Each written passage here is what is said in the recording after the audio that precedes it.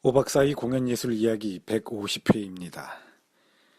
자, 이번 회에는요, 지난 회들에 이어서 안종화 저의 신극사 이야기 중에 있는 내용을 소개해 드리도록 하겠습니다.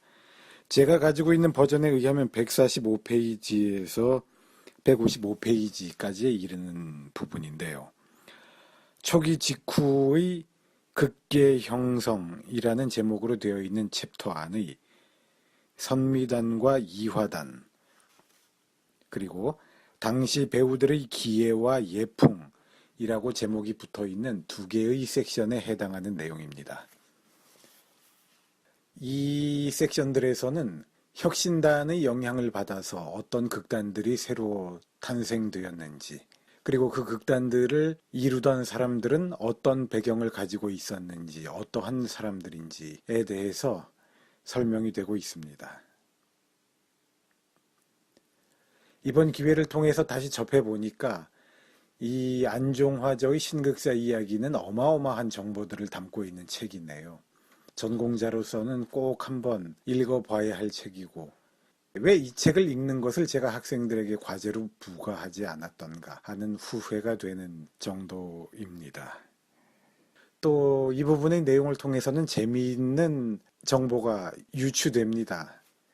그러니까 처음에 혁신단이 발족한 다음에는 효도에 대한 강조나 계몽 같은 내용을 담고 아마도 의리, 인정 이런 것들을 주제로 하는 공연들을 하다가 그 다음에 보다 더 민족주의적인 감정에 자극을 받아서 군사극을 하다가 그리고 나서 그 이후에 나온 다른 극단들이 혁신단을 흉내내어서 군사극을 하게 되니까 또 혁신단은 새로운 방향을 모색해서 고수철이라는 여자 역을 잘 할 수 있는 배우가 영입이 되니까 그의 재능을 살려가면서 또 다른 극단들과는 차별되는 소재들의 연극을 하기 위해서 이제는 소설 연극을 하게 되었다라는, 그러니까 아마도 의리 인정극에서 군사극으로, 군사극에서 다시 소설 각색극으로 이렇게 공연 목록이 이전에 갔다라고 볼 수 있는 그런 정보를 이 부분은 제공하고 있습니다. 이 책의 저자인 안종화는 혁신단 출신이지요. 그는 임성구에 대해서 매우 호의적인 시각을 숨기지 않고 있습니다. 이러한 점들을 고려하시면서 이번 회의 내용에 접근하시면 도움이 될 것 같습니다. 한양골에서 조중장이 선미단 조직의 동기도 모두 이러했던 애국적인 연극 무대에서 자극되었던 것이고, 연흥사 관극이 한층 더 그로 하여금 연극의 열의를 가져왔다 하겠다. 중장 형제는 급히 서둘러서 혁신 선미단 조직을 가져왔으니 이때가 비로소 국내 신파 기극 초, 임성구 일단 말고 여기저기서 극단들이 태생할 조짐을 보일 무렵이었다. 혁신 선미단 조직 초에 참가하였던 간부들을 소개하겠는데, 서상호는 경남 동래 출신으로 일찍이 학업을, 학력은 미상, 서울에서 마쳤고 일어에 능통했으며 그의 호협한 기질은 당대 이름난 장난꾼이었다. 가정으로 볼지라도 부친은 경무사까지 지낸 집안으로 부자가 차렵게나 하듯 힘이 세었고 말하자면 장사였다. 그의 막내 아우가 있어서 형의 길을 따라 영사기사로 출신했다가 후일 활동사진 해설계의 중진이 되었던 서상필이다. 형제가 힘이 다 세었고 후일 상필은 별명이 명금, 명금에 나왔던 미국 배우로 로로와 같다 해서 로로로 불리워졌다. 서상호는 매우 심술부졌고 왈칵 성미가 일어나면 그의 주먹은 사람을 결단내고 말았다. 혼자서 능히 5, 6명쯤은 동구라 때리는 역사였다. 그가 후일 선미단 무대에서 자취를 감추고 고등연예관으로 가서 해설계로 진출했을 때부터는 그의 명성이 장안에 날렸다. 약간 남도의 액센트에다 씩씩한 성대는 해설조가 독특했었고, 그의 눈갈맞은 변설은 관중을 마음대로 웃기고 울리고 잡아 흔들었다. 하니만큼 초기 활동 사진계의 해설왕이 되었던 서성호였다. 이홍준과 임정환은 육군학대의 사관학원으로서 조중장과 같은 한양골에 살고 있으면서 자별히 지내는 사이였다. 군대 해산 이후로 군악대만은 존속해오다가 병합 천하가 되자 즉시 이왕직 양악대로 개편되었다. 본시 법국 사람의 지도로 독일식 군대 관악인과 지휘자로서는 외어학교 도곡과 출신인 배구용이었다. 그는 보성학교 창가교사까지도 겸했었다. 양악대로 개편된 이후로 매주 토요일이면 탑동 파고다 공원 안에서 야외 연주를 했다. 공원 안 후문 쪽으로 반월형의 둥그런 음악당이 있어가지고 낮 후 한 점이면 주악을 했다. 대원들은 빨간 바지에 검정 줄로 된 군악바지를 입었는데 상의는 흑색 군복이었다. 군모도 빨간 태였고 견장과 그 복색 차림은 호사스러웠다. 음악당 앞에 늘어선 80여 명의 악대와 번쩍거리는 거창한 관악기들은 찬란했고 청중은 외국 공간의 외교관들과 장안 시민들이 운집했다.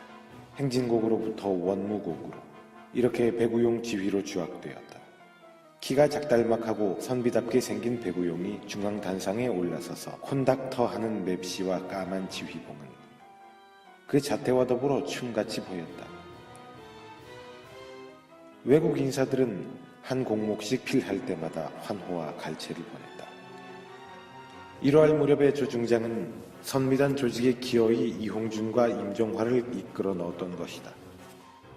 후일에 이홍준과 임정화는 영화관의 음악대원으로 진출해서 국내 최초인 관현악단까지도 창설했던 공로자들이다. 조중장의 선미단으로서도 발족을 앞두고 역시 난관에 봉착했다.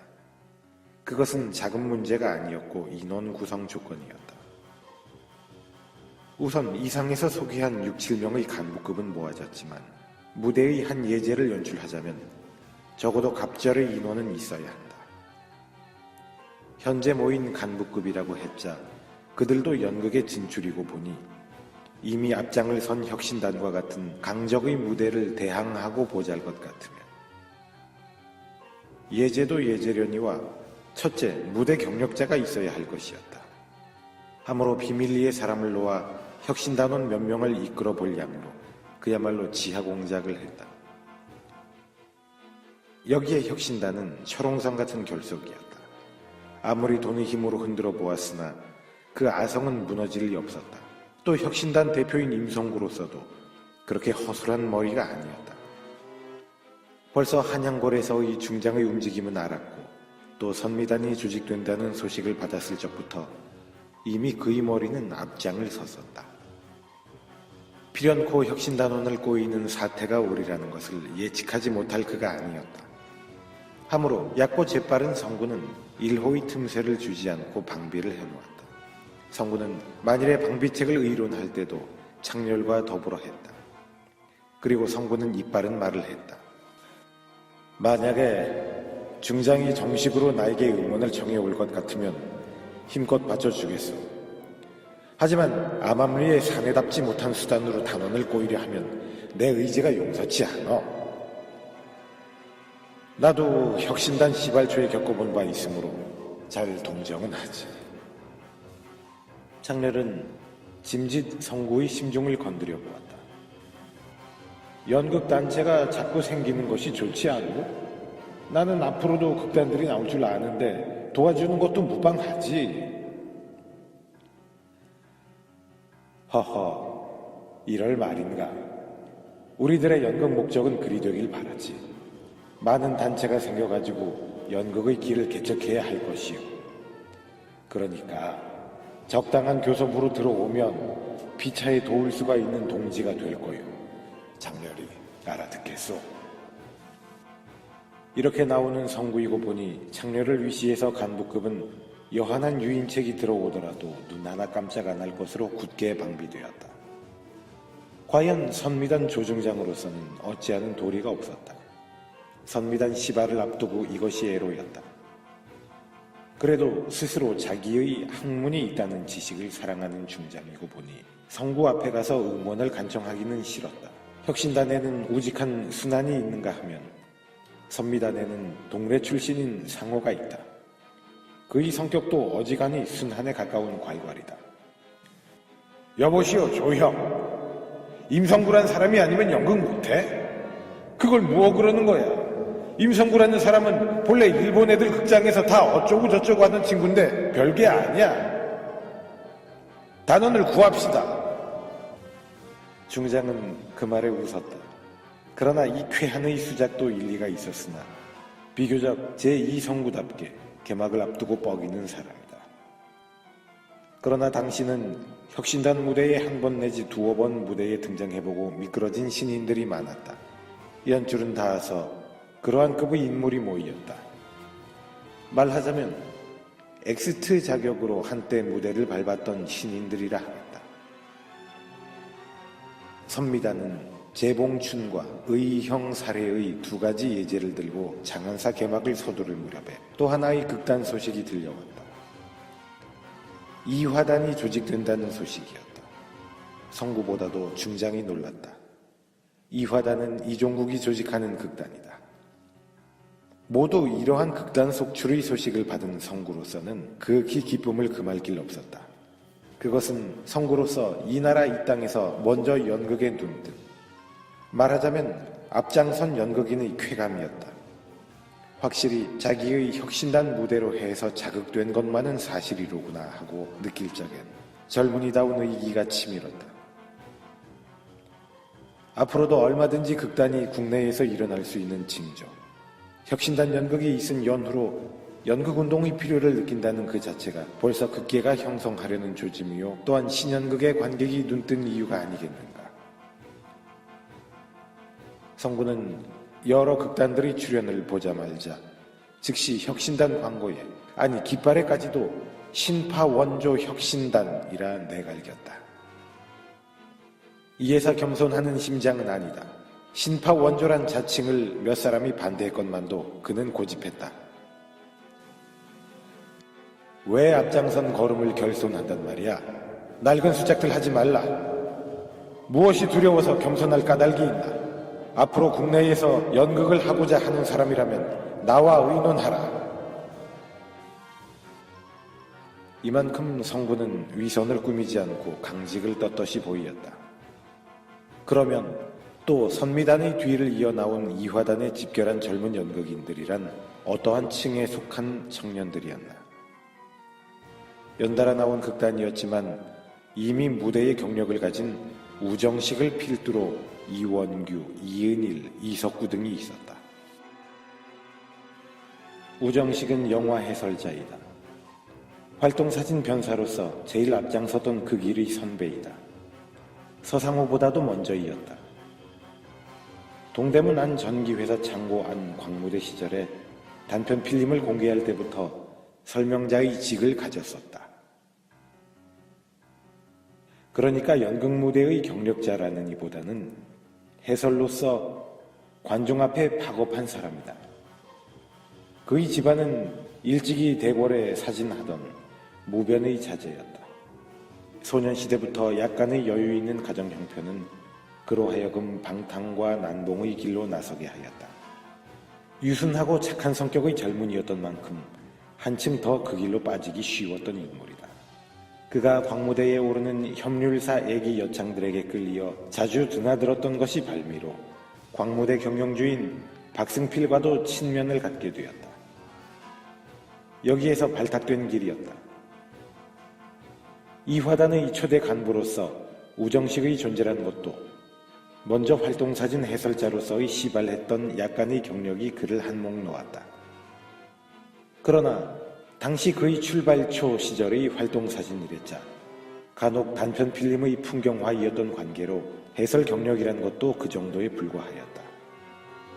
영화 시대는 더욱이 아니었고 장기 상영이 있거나 활동사진 극상설은 아니었던 시절이라 환등의 설명까지 해도 종사했다. 그가 이화단 무대 이후로 다시 해설계로 직업적 진출을 한 뒤에도 구변이 그러했지만 원체 성대가 찢어진 목청이었고 도랑도랑치 못한 얼얼한 구조였다. 하지만 초기 시절이라 그대로 통과되었고 후기 발전된 시대에 와서는 해설 무대에서 가끔 관객의 야유를 받고 했다. 그의 처음 이화단 참가는 한낱 안봉의 동기로서 들어섰던 길이라 하겠고 다음 이원규는 혁신단 단성사 개막 당시부터 극장에 드나들었던 최연장자인 경력자이다. 일찍 동대문 안에서 철물 세공을 경영하던 터로서 성격도 유순하였고 항상 웃는 낯을 하는 호인이었다. 그가 무대에 섰을 적에는 성대도 힘이 없을상 싶을 만큼 극히 작게 들렸고 따라서 말까지도 느린 듯했다. 모두 이러한 그의 선천적인 조건이 재물의 희극배우로 저격이 되어서 시발초부터 어리석은 바보역으로만 분장하고 전력했던 탓에 그 후 희극배우로 대성했던 연극인이다. 그는 희극 중에서도 장고나 장승 같은 극에서는 극장 상하가 더 달아나도록 관중을 웃기던 희극왕이다. 그렇다고 해서 동작이나 말투에서 익사를 피우는 연기도 아니었다. 다만 그가 무대에 서기만 해도 관중은 무조건 웃었다. 그 입에서 말 한마디만 떨어져도 객석은 와하고 소성이 일어났다. 그의 얼굴만 보여도 말소리만 들려도 관객은 무조건이다. 그만큼 희극 연기에 능숙하였고 그의 연기는 너무나 자연스러웠고 꾸밈이 없었다. 예풍으로서 당시 극계의 독보적인 존재였다. 무대 이외의 평소 태도라든지 언행은 인류 신사였다. 했지만 노상에서 연극 팬이 그를 발견만 하고 보면 가던 길도 멈추고 웃어대었다. 이러했던 당대 희극왕도 무대 생활 10년 후 신파 말기에 이르러 극계를 등지고 본래의 업으로 돌아갔다. 그가 아직 생존해 있다 할 것 같으면 이미 팔순에 가까운 극계로서는 최고령자이겠다. 또 이은일은 이화단 출발 초에 가장 연소한 젊은이로서 체격이 스포츠맨같이 어깨가 딱 벌어졌던 청년이다. 그는 이화단에서부터 청년역 전문으로 등장해서 신파 말기까지 점용했던 연기자이다. 그의 넓적한 얼굴과 힘이 들어 보이는 듯이 들리는 성량의 어조는 독특하였다. 그의 어조도 템포가 느린 말투였다. 더욱이 짧은 성량에서 오는 성색은 목신소리같이 들렸지만 어떠한 역이나 무난히 소화시키는 만능의 기예를 보였다. 그는 이화단 이후로 예성을 거쳐서 신파기 제2기에는 취성좌 김소랑 일행에 참가해서 수석배우의 자리를 차지하였다. 취성좌 시절의 이행산이란 예명이 바로 그였다. 그는 취성좌 말기에 호남 목포 출생으로 당시 모던 명기였고 일찍이 여배우로 진출했던 김소봉의 남편이었다. 이 김소봉이란 여배우는 당대 여배우로는 최고 선배였고 극기의 여걸이라 일컬었던 마호정의 발탁한 바이다. 마호정. 그는 당시 극단의 독재자였고 단원의 풍기를 엄중 단속하는 의미에서 사전 방비로 두 사람 접근을 묵인하고 이은일에게 짝을 지웠던 것이다. 이렇듯 후일의 연기 경력을 쌓았던 이은일이다. 이화단 출발 초 이은일, 이원규, 우정식과 함께 나왔던 이석구란 젊은이도 연극인으로서 당시 무대의 초년병이었다. 그러나 그도 이원규에 못지않을 만큼 혁신단 관극에 드나들었고 이화단 결성에 참가했던 신인이었다. 그의 체격은 가냘프며 키가 작달막하고 알금 어른 곰보 청년이다. 그도 후기의 목적대로 혁신단 무대로 전신해서 연극에 열심했던 배우이다. 그가 후일 혁신단 무대에서 살인할 뻔한 일화를 가졌던 사람이다. 그것도 너무나 당시 연극인으로서 연기에 열중했던 나머지에 불의의 사고를 가졌던 이야기라 할 것이다. 잠깐 여기에 그 일화를 겸하고 넘어가겠다. 장소는 단성사 무대이었다. 혁신단이 한 달 동안 장기 공연을 가질 때이다. 상연 예제는 5호 1000명이었는데 이 극 중에 인순이와 의순이 두 형제 역이 있다. 의순은 강성렬이었고 인순은 이석구였다. 최종 장면은 부친의 원수를 갚기 위한 복수전의 장면이다. 상대 악한인 박치만의 분장은 한창렬이다. 석구는 창렬을 상대로 군도인 장검을 빼어들자 그야말로 백병전 같은 결투가 벌어졌다. 이 결투야말로 실감이 날 만큼 위험을 무릅쓴 동작들이었다. 너무 열중했던 나머지 무대의 몸들은 무거워졌다. 최후로 일도는 상대의 악역인 창렬의 등을 베었다.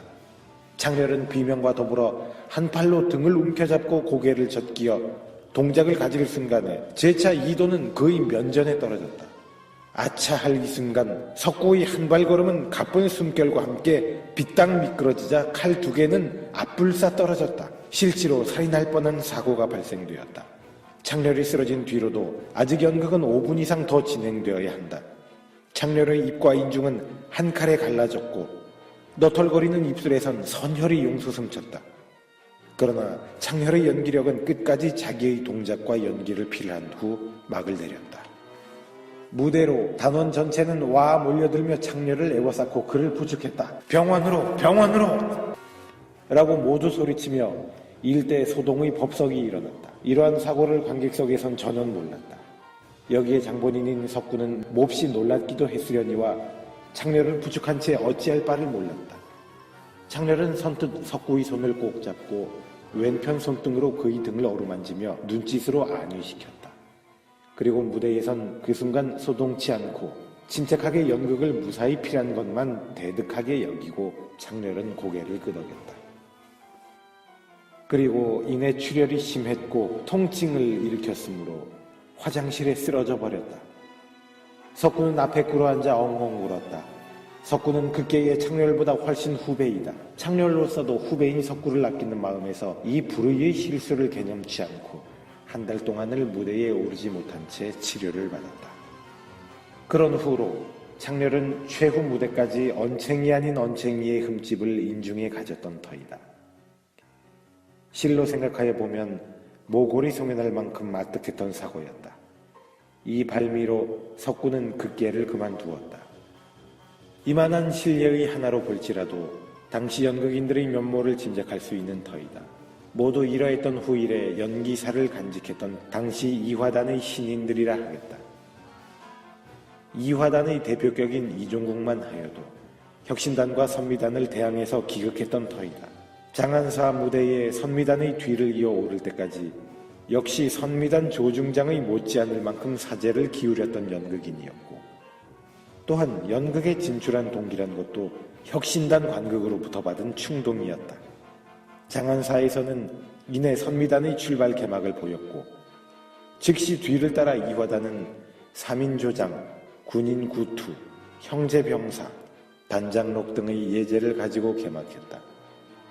그러나 선미단이나 이화단 무대는 역시 혁신단 시발초와 같이 신인들의 연극이 되어서 관객의 동원이나 또는 무대면으로 보아서 커다란 성과는 거두지 못하였다. 연극과 기예면이나 장치까지라도 혁신단에 비길 수 없었다. 다만 혁신단만으로 적막했던 초창의 극계를 형성하려는 조짐은 보였다. 혁신단의 임성근은 선미단 일행이나 이화단 일행의 연극을 바라보며 이 땅에 창생하려는 연극의 싹을 미소로 맞으며 한층 더 혁신단 무대의 발분을 성구 스스로 게을리하지 않았을 것이다. 성구는 고수철 같은 이목이 청수한 젊은이 여형 배우를 발견한 이후로 하나의 새로운 무대의 계획면을 세웠다. 그것은 군사극에 주력하던 무대의 각도를 돌리어 새로운 시험을 계획했다. 선미단이나 이화단이 이 혁신단과 같은 군사극을 모방해서 나오매 여기에 반발적으로 새로운 예제의 길을 앞장질러 타게 하는 뜻이었다. 그래서 소설 연극을 계획했다.